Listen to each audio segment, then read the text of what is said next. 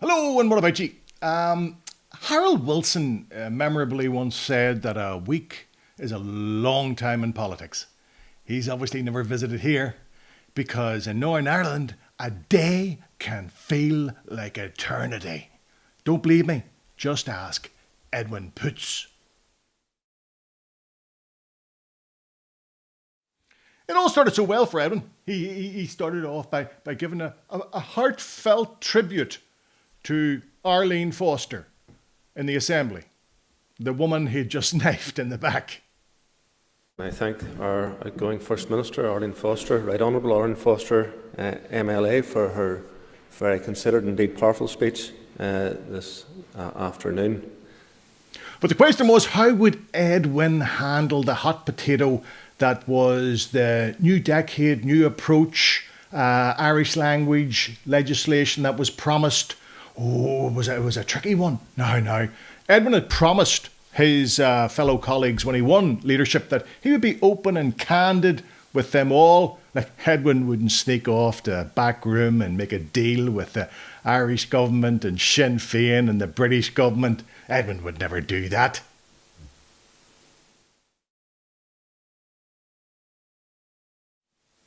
There was uproar among his fellow MPs, MLAs, councillors, even his cows back home weren't amused. Oh, a special meeting was held in the Assembly on the very day that Edwin was to anoint his friend Paul Givan as the new First Minister. It was a pandemonium. There was ruckus. Oh, it was madness. They were fighting to get in. They weren't going to let Sammy Wilson in. Sammy had to almost strip off to get into the meeting. I'm telling you. And then Sammy made a speech. And would you believe it? Edwin and Paul sneaked out during the speech and only went into the Assembly where Edwin announced that Paul was the new First Minister. And we need more young people like him to come through and win for unionism. Young people who are confident in what they do and what they say, and ensuring that we actually achieve things and not just carp from the sidelines. And with Paul in the leadership of the First Minister's office, I believe we will win for unionism, but not just unionism. We'll win for everyone, because we will make this place that we call home, Northern Ireland, a better place, and a better place for everyone. So I stand today privileged to propose Paul Givan, MLA, to the role of First Minister of Northern Ireland. Thank you, Mr. Speaker. Thank you. And Paul Givan, are you willing to take up the office of First Minister and affirm the terms of the pledge of office? I am. Thank you. This was war. There was a special meeting called for DUP headquarters, and Edwin was called in. Oh, this was serious. Edwin went in a leader and came out a loser. I have a bit of advice for the DUP. I would suggest that they put a revolving door on that headquarters, because the people coming in and going out, the leaders coming and going, it's so quick. A revolving door would be a good idea. Edwin, of course, God love him, he tried to sneak in and sneak out, but he didn't get sneaking out. Oh, no, because he met the ninja journalist that is Jane McCormick. The woman who can speak even faster than Michelle O'Neill hit him with 7 questions in 11 seconds. Edwin, can you tell us what happened in there? Hi. Did you face a motion of no confidence? Are you still leader of the party? Are you going to be leader of the party tomorrow? Can you tell us what happened? Have you no comment?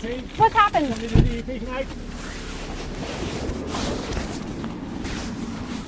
Can you imagine coming home to Jane after a few swallies? Can you imagine? Where were you? Who were you with? How long were you there? Tell me, where'd you go? Did you go to the pub? Did you go to the club? How many drinks did you have? Did you drive me your drink? I hope you didn't drive me your drink. You better. Do I smell perfume? I think it's. Do I smell? You better not. Tell me exactly where you were, or I'll keep asking you questions. Oh, I can't wait for the day that Jane interviews Michelle. I'm sure it was complete coincidence, but Arlene Foster put out a wee tweet on the day that Edwin fell.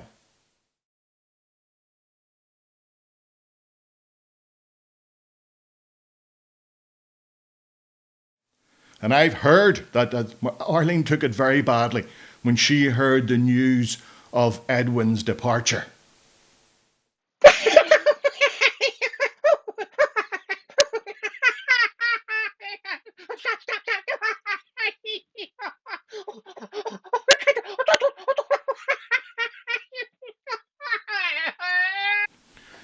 What people don't understand is the amount of effort that Edwin put in to being leader of the DUP. Admittedly, he had no policies, he had no programme, he had no idea what he was going to do. But he bought a new suit. He bought a couple of new suits because Edwin's old suit was like a bag of pretties. I'm thinking about a new suit, Paula. What do you think? I got a new suit. This one's a wee bit tight. Hello there. How you doing? Don't know who you are. How you doing? Alright. How you doing there, boy? Hey, alright? Hey, that's my thumb. That's my own very thumb.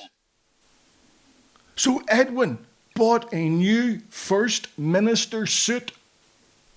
He'll never get the use out of that. You're not able to feed the pigs in a suit like that. 50 quid out of the clothes shop in Ballymena. It's 50 quid gone forever. Edwin can't afford to lose 50 quid. I don't think he's even qualified for his pension. 21 days. As people online said, there's long-lasting milk, which has lasted longer than Edwin Poots as leader of the DUP. Bad enough for Edwin. Bad enough for Edwin. But what about poor wee Paul Given? He didn't even get his feet under the table. They're going to throw him out too. Paul at least can rest assured that his name will be forever remembered. Yes, he will forevermore be a quiz question. Who was the youngest and had the shortest tenure as leader of Northern Ireland? Oh, that's your man. What do you call him? I can see him. I can't. What's his name? Paul Givern. That's him. Knew I had him. Who will be our new leader? That is the question no one is asking. Except me. Well, it's a no-brainer, which is appropriate for the DUP right now. It has to be him. Oh, sorry, I get that. No, I mean him. I can't be the only person gets them mixed up. Yes, he will have his day. But how long will he be in that revolving door? While the DUP were having their meltdown and panto, the rumblings on the street continued. Oh, yeah. There was anti-protocol marches all over the place. And we were introduced to the granny of doom. Brings reward. The other side have got everything they wanted by causing mayhem, fear and death. Maybe it's about time we thought about doing the same. I certainly am willing to give my life for it. I got proofs once and for all. Age does not equal wisdom. Staying on the subject of dottery oil fools, Van the man was back in the news. Yeah, Van decided to record himself in front of his grand piano in his humble mansion. Just an ordinary sort of guy. We all have the grand piano. I've got a grand piano over there as I speak. Van wanted to explain the reasons why Robin Swan is a dangerous man. Could I just say before he begins, somebody should have cut his dinner up into smaller pieces. That old fella was chewing his dinner like a goat all the way through this. God love him. Okay, starting here. This is called the reason why Robert Swan is dangerous. What this video is about. I recorded some anti-lockdown songs back when this lockdown situation started, March, April 2020. And what's wrong with wearing your sunglasses and your hat indoors? I do it all the time. I do it all the time myself. That's how I roll, Van. I'm like you. And look, I've even got a wee rocking horse too. I've got a rocking horse like Van the man. Go on, you boy. And this Robert Swan character, he decided he wanted to get mixed up in my business. Of course, there is that moment when you realise you can't read your script with your sunglasses on. Well, that came to my attention early on in this game. So I asked him over a year ago, after he did this interview, I asked him if he could come up with the scientific evidence that proved that live music was in any way dangerous or was transmitting a virus. But Van had a big reveal. Ooh, Van had a big reveal. As far as Van's concerned, it isn't just Robin Swan. He's very dangerous. There was somebody else equally dangerous. So, meanwhile, at a different location on the very same night or day, Arlene Foster was singing in public.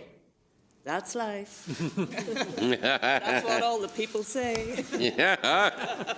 You're riding high in April, shut down in May. Is that enough for you, Gareth? I'm not just going to take this lying down. Like I say, we were told that we would be arrested if anybody sang, and the police were going to show up to check this out. I mean, I wonder, have the police investigated Arlene Foster over this breaking of the law by singing in public? Are they going to arrest Arlene Foster? I very much doubt it. So, same old story. There's one rule for them and another rule from the rest of us. So, Arlene Foster was obviously taking the piss and mocking all of us. Arlene seemingly was terrified at the thought of Van thinking her dangerous.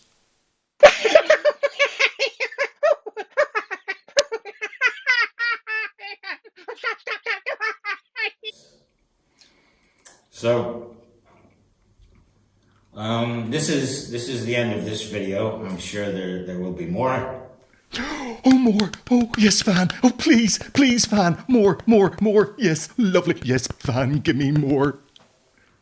But this one is titled, Why Robin Swan is Dangerous. And it also looks like Arlene Foster is also in that category at this point. Over to whoever represents the people, if there is anyone left who does. Thank you. No. Thank you, Van. Thank you, Van. But seriously, joking aside, I don't know who's supposed to be taking care of that wee man. But I'm telling you, cut his dinner up into smaller pieces, right? Take the hat and the sunglasses off him, take him off the rocking horse and put him to bed at a decent time. Ridiculous. And what about Van the man's favourite brown-nosed boy, Ian Paisley? He's tried to row back from jumping on that stage, hasn't he? He has done it. I was only joking. It was only a bit of satire. It was a bit of a laugh. I didn't mean any harm. Oh, dear. He's even supposed to have made a half-arsed apology to Robin Swan, who Robin hasn't accepted. Good man yourself, Robin. So, trying to redeem himself to some degree, Ian decided to pop up in Westminster asking a very serious question about international relations. Ooh. China appears to be only wanting to crush dissent and only wanting to suppress expression of freedom. How is the government going to hold China to account? Can the minister spell out the key measures he's going to take to hold them to account? You may ask yourself, what does Ian Paisley know about China?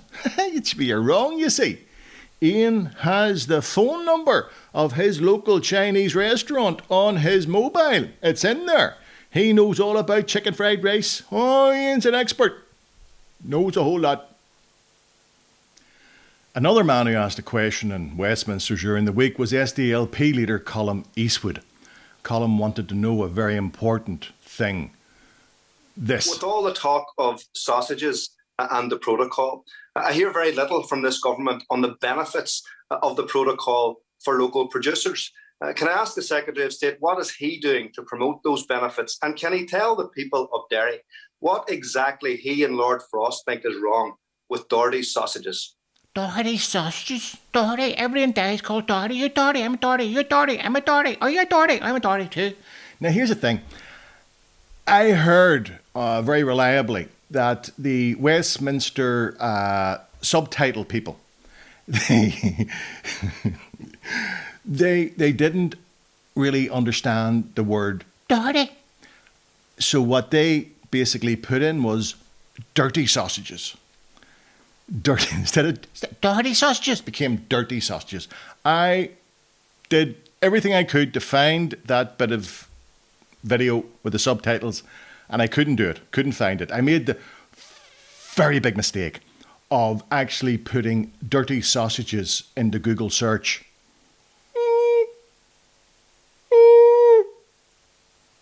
I will never do that again. England drew with Scotland in the Euros, which translates into England lost. The lost. Losers lost. Oh, their fans didn't take it well at all. Oh, they booed them. Seemingly they booed the team. But it wasn't just the match they booed. There was one supporter who decided to boo the England team on TV because he didn't like them taking a knee for Black Lives Matter.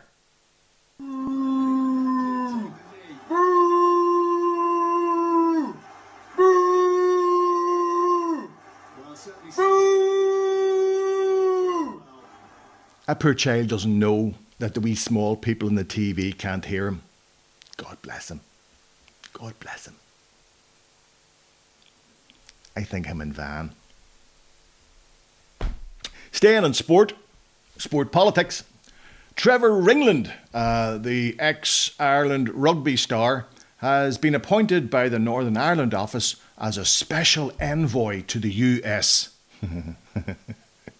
Trevor has decided that he is going to promote the interests of Northern Ireland across the US, and he's going to fight the old narratives about Northern Ireland, namely that this is occupied territory and that there was ever an invasion. You see, this is the problem with rugby players. They get bangs on the head. Do you understand? That wee man's got banged on the head and nobody has dealt with it. And this is the result. They're going to send him to the US, which is full of more Irish Americans than there are Americans. And he's going to be arguing that there was no invasion, even though last Monday was the anniversary of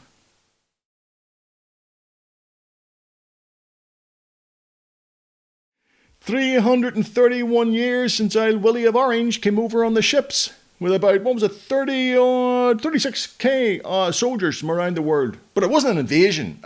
No, it's not really. Trevor would basically call that a lad's weekend away.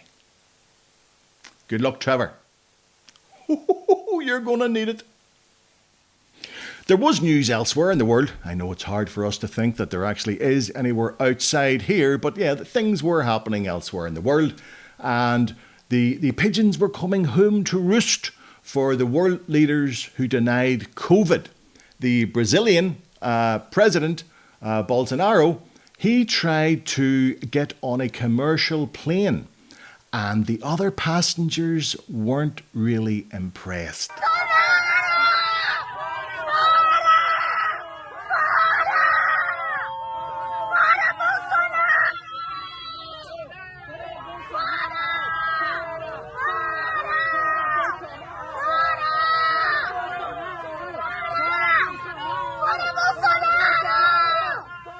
Seemingly, they weren't very amused that their president was getting on the plane after he has been accused of being responsible through incompetence and ignorance for 500,000 deaths via COVID in Brazil. Now, back in the USA, there was a very interesting recording came out because all through COVID, Trump told the world it's a flu. It's a flu. It's just bad flu. Drink some bleach. You'll be fine. It's a flu. And then this came out. It goes through air, Bob. That's always tougher than the touch. You know, the touch, you don't have to touch things, right? But the air, you just breathe the air. That's how it's passed. And so that's a very tricky one. That's a very delicate one. It's also more deadly than your strenuous flus. This is more deadly. This is 5 per, this is 5% versus 1% and less than 1%, so this is deadly stuff. Well, I think, Bob, really, to be honest with you. Sure, I want you to. I wanted to always play it down. I still like playing it down. Yes, because I don't want to create a panic. Not, of course, the Donald would ever be embarrassed by things such as this. It's hard to embarrass an egomaniac of Trump's level. Now, remember Trump when he visited NATO and he wanted to make the locals, he wanted to make sure they knew who the boss was, and he did it in his own very subtle way.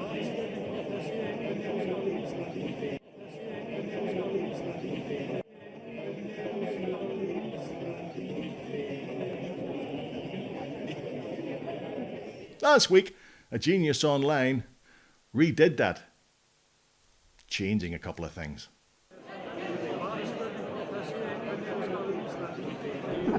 Here we are. And that's it. Who knows, by this time next week, Arlene may be Pope. Edwin may have decided that he is an ecological warrior and has embraced global warming. Paul Given, maybe a Daniel O'Donnell lookalike, and Daniel O'Donnell could be First Minister. So that's it for another week. Later. It's very dangerous. Very, very dangerous. Get up. Come on. Get up. Go on, you boy. Come on. That's all, folks. I just think this should wise up